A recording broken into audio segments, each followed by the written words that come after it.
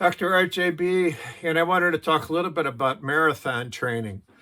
Right around now when I'm doing this is toward the end of September, and there's usually a lot of marathons that occur around this time.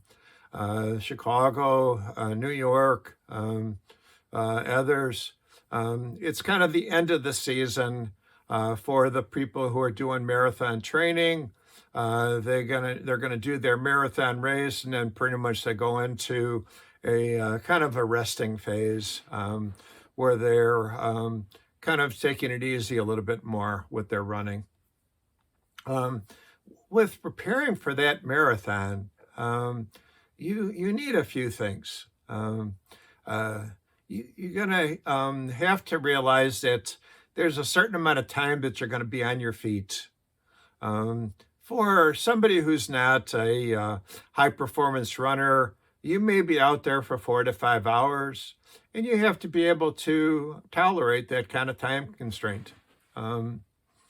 If you're a really fast runner and you're only out there for 2.5 hours, maybe even just 3, you don't have as much, of a problem with the amount of time that you're out there.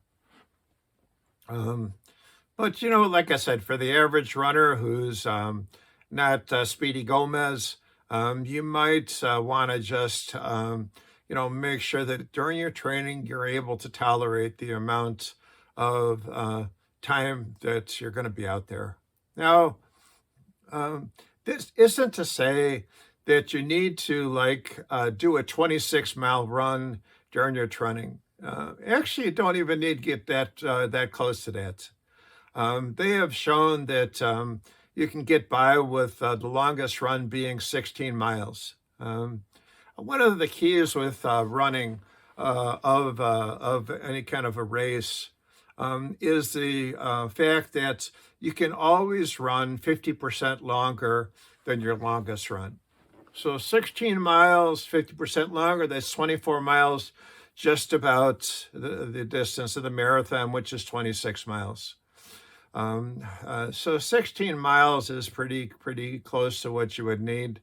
The other constraint is that to run any kind of a race, you want to be able to run at least an average of a third of the distance, because you can do 3 times the average number of miles per week. So what this means is you should be averaging at least 8 miles per day during the week. 8 times 7, you're talking 56 miles. So somewhere around there is what you need to run the marathon. I've done a marathon with 50 miles. It was a little bit harder. I've also done a marathon with 70 miles and felt great. So a little bit more, a little bit less, you're doing okay. So if it's 60 or 50, whatever, you should be okay. But you want to make sure that you have enough volume per week to justify your training for the marathon. You may be one of those people who can build up with that, meaning that you might start out the marathon season only running maybe 20 or 30 miles, and you have to increase that volume over the course of the training. In general, you got to be willing to put in about a good 3 to 4 months of training to get ready for a marathon. I think 16 weeks, 17 weeks is about what I've seen in the past when I've done it. I started out and I was like maybe 25 miles a week. And by the time I finished, I was up to about somewhere between 50 and 60 miles per week. The other thing is that many people try to get in their 20-miler before the race. The only problem I have with that is that it beats you up. Running 20 miles in training is an awful lot of miles and can kind of beat you up. That's why I'm suggesting that 16 miles should be sufficient and allows you to be able to train a little bit faster and easier so that you're well rested when the race time comes. You don't want to be going into the race all sore and achy because then it's hard for you to run. You want to be in tip-top shape. The last few weeks is a time when you may want to try to add a little bit of speed training. So, maybe one of the days of the week when you're not doing a really long run, try to fit in some interval training where you go fast for a distance and then you go slow for a distance. And in this way, you practice moving your legs at speed.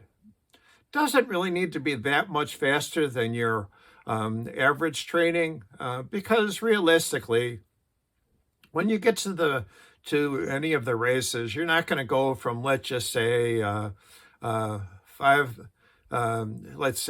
minutes a mile down to 5 minutes a mile. It doesn't happen, But if your average is 10 minutes a mile, you can get down to, say, 9 minutes a mile without too much trouble.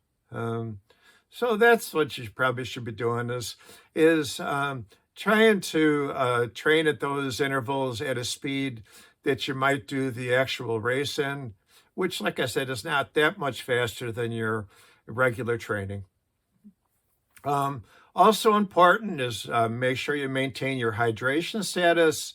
You don't want to be dehydrated before the race, so lots and lots of fluids. And also it's important to have enough carbohydrates just to fuel your muscles. So many times people will do carbohydrate loading. I'll explain that in another video on my site. Okay, and hope you enjoy the marathon. It's a lot of fun for me. I've probably done about 25 of them or so when I was younger. At this time, I'm an old guy, and I don't do that kind of distance anymore. Okay, take care.